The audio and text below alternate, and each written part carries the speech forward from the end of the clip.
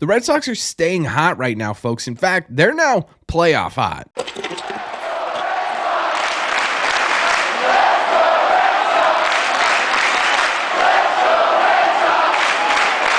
What is going on, everybody? Welcome back to Red Sea Radio. My name is Corbin. The Red Sox just capped off a really nice road trip here, going 5-1 on the road trip, including this weekend taking 2 out of 3 games from the Cincinnati Reds, which officially puts the Boston Red Sox 6 games over 500 on the season, the most they have been above 500 and the best winning percentage they've had this year. Specifically, they are 42-36, which is good for 9th in the division. Again, doesn't really matter, not really what we're paying attention to. What we are paying attention to is the fact that right now, if the season ended today, the Boston Red Sox are a playoff team. That's right, because of their nice road trip here where they went 5-1, the Red Sox are now a half game above the Kansas City Royals for the 3rd wild card spot. And I don't care that it's still June. That feels absolutely fantastic to say. So what we are going to do in today's video is we're going to break this latest series down, talk about all the good, talk about the bad, and we're going to talk about how the Red Sox could be able to maintain this type of play throughout the 2024 season. But before we get into that, again, just a heads up, Major League Baseball right now is really refusing to let any of its creators utilize their highlights in these videos to the degree that we were before. So we're going to have to change things up a bit. Hopefully it's not too much of an inconvenience for you guys. I apologize, and we definitely are working on it. Thank you all very much for clicking on this one. Let's get into it.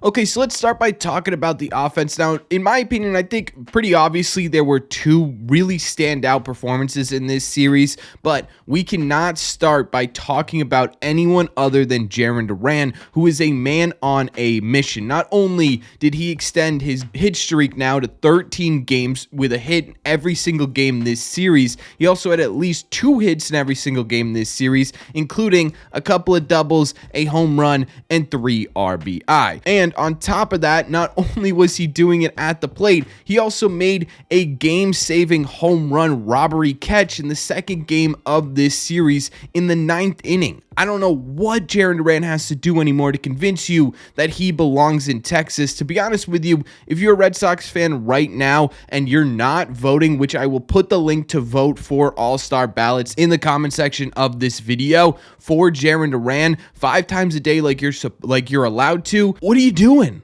Jarren Duran deserves to be in the All-Star game. On top of that, he also had a really fantastic quote this series when asked by Alex Cora if he was ready to take a day off, because he has not taken a day off yet this season. He responded with a phrase that I'm not going to put in this video because we're already dealing with monetization issues, but I will put the full excerpt on the screen right here. Jarren Duran, MVP of the season so far, dirt dog, absolutely everything that exemplifies the Boston Red Sox. But he wasn't the only one who stood out in this series. Connor Wong also was not to be outmatched by Jarren Duran, hit his 13-game hit streak in this series as well. Now, his hits included 2 home runs, a double, and 4 RBIs. And I know we talk about and we campaign a lot for Jarren Duran to be an all-star and Jarren Duran to be in Texas, and he absolutely deserves it. But I do think there needs to be some love for Connor Wong here as well. He has the highest batting average of any catcher in the AL. He is the 2nd highest OPS of any catcher in the AL. He's really doing a fantastic job of sort of solidifying the middle of this order, really the back half of the middle of this order with all these absences. He's been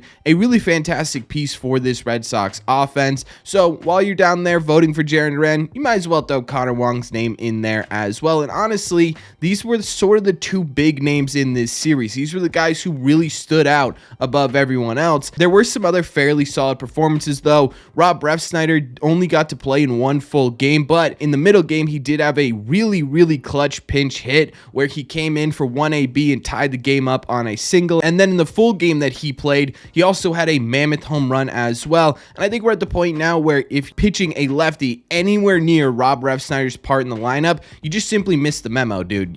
Rob Refsnyder is Barry Bonds against left-handed pitchers, and he continued to show why in this series in some pretty big moments as well. Not only that, but Rob's hitting both sides of the plate this year. I really like Rob. I hope he sticks around for a while, even though we're starting to get a little crowded in the outfield. Dom Smith had a single hit in this entire series. It just so happened that hit went like 420 dead center. He absolutely crushed a baseball. This is nothing really against Dom Smith, but I think I'm at the point now where every time he comes up to the plate, all I think about is, man, what would it be like if Casas was in this situation? Hey, when's Casas coming back, right? That's all you could think of when you see Dom Smith, at least in my opinion. He's been fine at the plate. He's been all right, but I don't know. That's all I could think about. Tyler O'Neill had a sort of sneaky good series in this one. It wasn't anything spectacular. I was kind of surprised he didn't absolutely clobber baseballs, mostly because this felt like a really great stadium for him to truly go off in, but he did have 3 hits, including a double. He was productive at the plate, and overall, taking a look at this offense, I don't think it really was the I'm gonna beat you down until you can't move offense that we've seen over the past week or so with their series winning streak now, but they were still a productive offense. And honestly, I think this series was more encouraging in terms of how this could possibly be sustainable than the last couple of series, because the last couple of series, the offense has been cooking on all cylinders. Here, there were a couple of guys cooking on all cylinders, but the rest of the guys, yeah, they struggled a bit here and there, but what they were able to do is continue to get that big hit. That was the biggest thing missing with the Boston Red Sox through the first couple of weeks of the season. Now they figured out how to get that, and they feel pretty much unstoppable offensively, even though they were shut down in one of these games, right? But that to me feels much more sustainable than, hey, this offense is just going to beat you into oblivion every single night, because that's not going to happen, right? The big question was, how are they going to continue to win ball games once their offense cools down a bit? And obviously Duran and Wong are super hot, but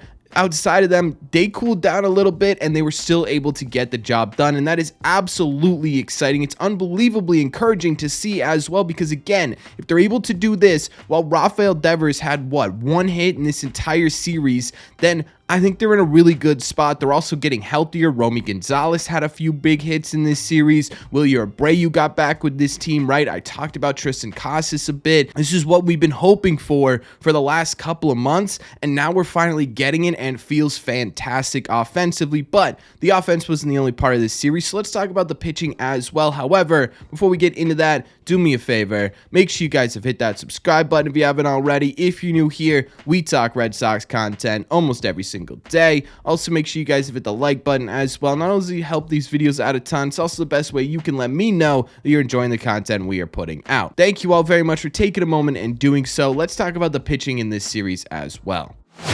As for the starters, there were really only a couple of them in this series. The first one was Cutter Crawford, who went out there and gave you another quality performance, literally a quality start here with 6 1/3 innings, allowing 3 runs on 5 hits while walking 2 and striking out 7. And again, it was a quality start, so it's hard to really find anything to complain about. And I feel like kind of a jerk for actually complaining about this, but Cutter needs to keep the ball in the yard, man. He allowed 3 home runs in this series. He also has allowed 13 home runs in his last 10 games, and of those last 10 games, he's allowed a home run in all of them but 1. That is at some point going to come back and bite you, and we've seen how over the past couple of months in the Braves series and the Orioles series, that one swing can totally change a baseball game. And if Cutter can figure out a way to keep the baseball in the yard, he could go back pretty immediately to being that elite pitcher we saw at the beginning of the year. But again, it's tough to complain about this kind of stuff when he's going out there and he's giving you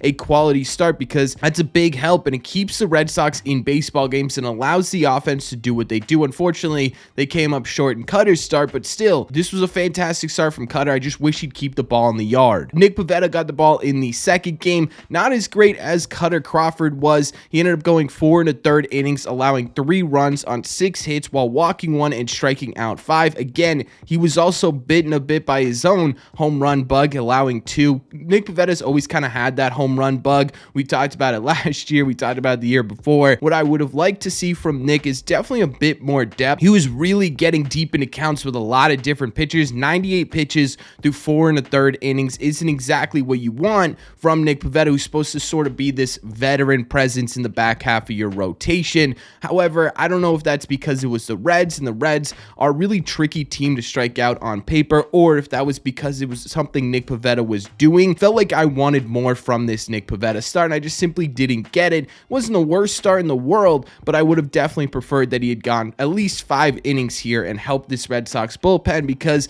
we need to talk about the bullpen as well. They got the start in game 3, and I'm not going to dive into the actual starter, but I am going to start talking about the bullpen in this series as a whole, where Zach Kelly looked absolutely fantastic. He was the starter in the 3rd game. He also pitched 3 innings over the course of the entire series. He had a few strikeouts here. He did not allow a single earned run. He's looked absolutely fantastic lately. He's really developing into a big piece for this Red Sox bullpen. Cam Boozer also pitched in every single game of this series, 2 innings total between the 3 games. He allowed just 1 singular hit between 3 different appearances and not another earned run, which is absolutely fantastic from Boozer. I know a lot of people are kind of iffy on him. I think he's really coming into his own at the major league level. The rest of the bullpen looked absolutely fantastic as well. Again, they continue to be sort of the rock of this Red Sox team, but there is one guy that we need to talk about, and that is Brad Keller, who came into the 3rd game in this series, was supposed to shut the door here and be your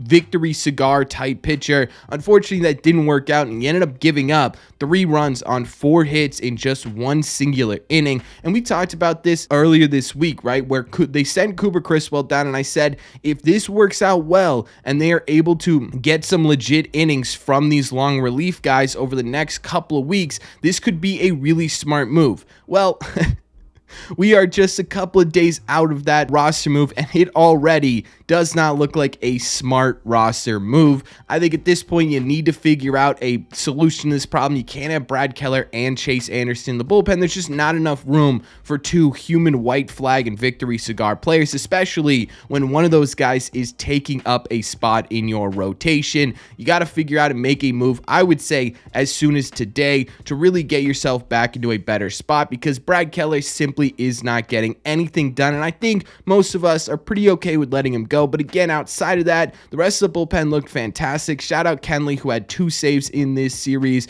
Just an all-around great series from the pitching staff. Overall, taking a look at the series as a whole, you gotta love it, right? The Red Sox are playing playoff baseball right now. We talked about it over the last couple of series that, hey, this is starting to look sneaky like a decent playoff team, and now they are a legitimate playoff team. And I get it. Look, it's June, right? Hey, Corbin, hey, Bozo, there's still half a season left. You're absolutely right, but it feels absolutely fantastic to say that, considering everything that's happened to this team this season. Think about it. All the slow starts, all the injuries, all the out of position stuff, all the narratives surrounding them, yet they have battled and continued to battle and gotten themselves to this point, and this is where they need to really step it up. This is where they need to keep the foot on the gas and burn it away. Start carving yourself out a little bit of wiggle room here and continue to press down on what you've been able to do over the last couple of weeks. You've established your identity. You figured out who you are as a team. Now utilize that to go out there and win some baseball games. Continue to win some baseball games, because this is a team now that has proven that they can be a playoff contender and should be a playoff contender, especially as they continue to get healthy and continue to move towards this trade deadline. I think that should be our expectations at this point, because that is how they've been playing, and they are playing their best baseball of the year right now, but that doesn't mean that can continue. We talked about it offensively. It was kind of a slow series for a lot of the guys in this lineup, and yet they continue to maintain their ability to score runs in big situations and generate runs with their athleticism. We talked about the pitching staff, where they continue to give you some quality starts and keep you in baseball games, and that is what has mattered the most over these last couple of series, and that is what should continue for the Boston Red Sox, because it's not like they're playing above their ability. They are playing right up to their ability right now, and it's time for the world to know that the Red Sox are a competitive baseball team. This season was on the verge of disaster coming into the Phillies series, and the Red Sox have really been able to turn that around